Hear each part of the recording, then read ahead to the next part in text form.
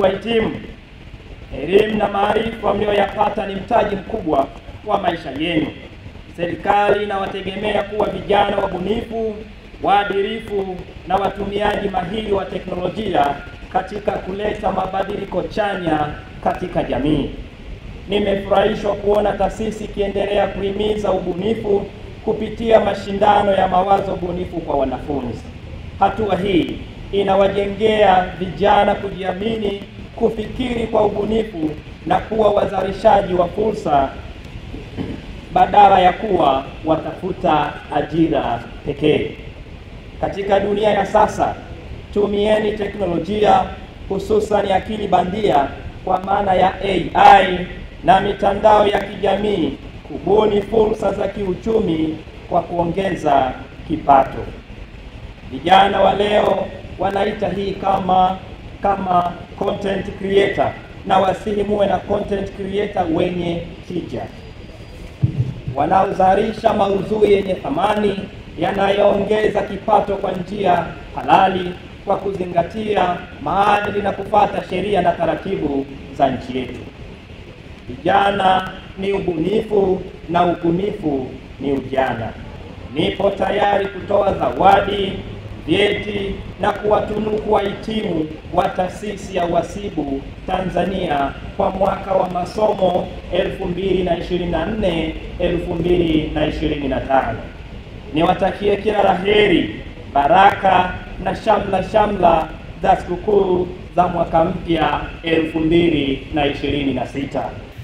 Bodi inaweka mkazo mkubwa katika ubora wa elimu, maadili, uwajibikaji na uadilifu, ikitambua kwamba elimu bora haipatikani tu kwa maarifa ambayo wanayapata katika vitabu, bali pia kwa uwezo wa taasisi kulea na kutoa wahitimu wenye tabia njema, wenye weledi na uwezo wa kuaminika katika soko la ajira na sehemu yoyote ya kazi.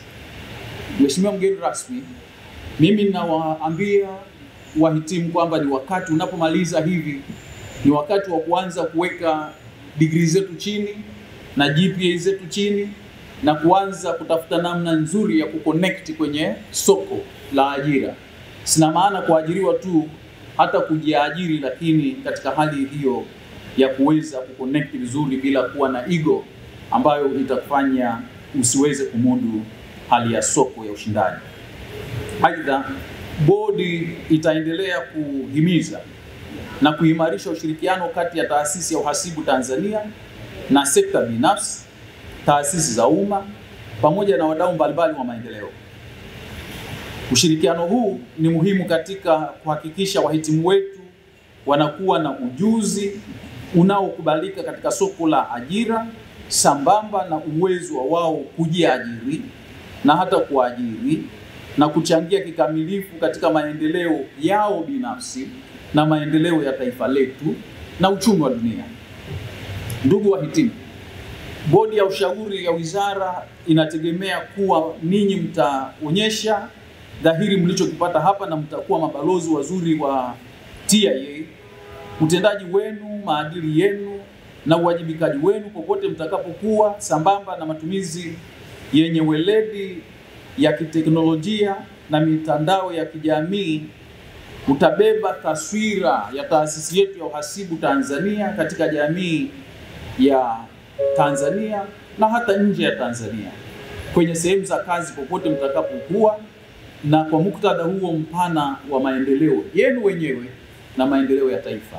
Katika mahafali haya wahitimu wapo kitu ambacho kinataka 334 watatunukiwa vyeti katika ngazi mbalimbali, ukianza na cheti cha awali hadi shahada ya uzamili.